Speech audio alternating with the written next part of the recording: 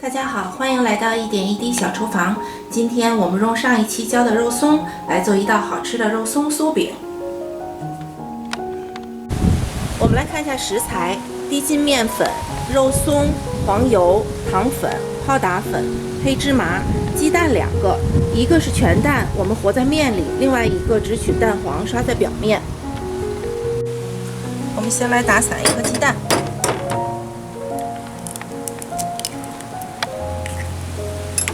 搅拌一下，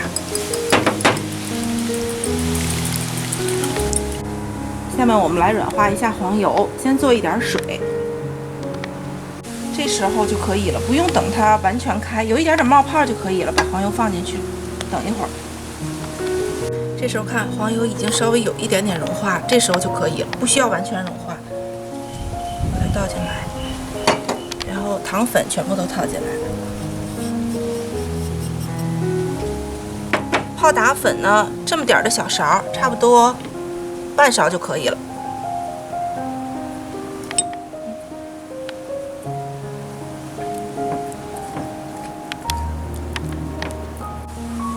这时候把蛋液倒进去，这是那个全蛋啊，分3次加。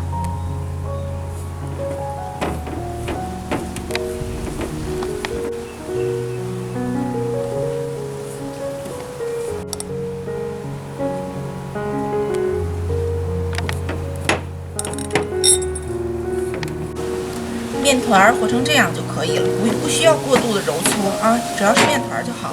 如果刚好家里没有低筋面粉呢，低筋面粉我们可以自己配置，玉米淀粉15克加普通面粉110克，出来就是低筋面粉。烤盘我们铺一张油纸，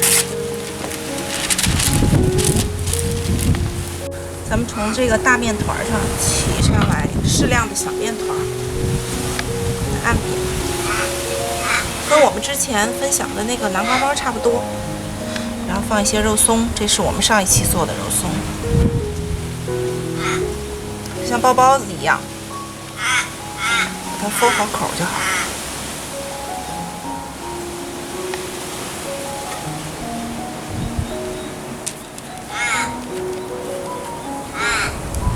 再按扁。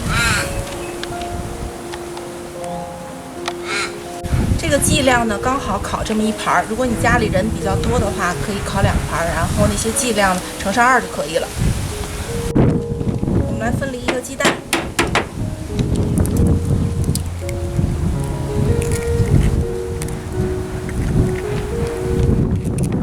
最后只要蛋黄，然后把蛋黄搅拌一下，然后涂在表面。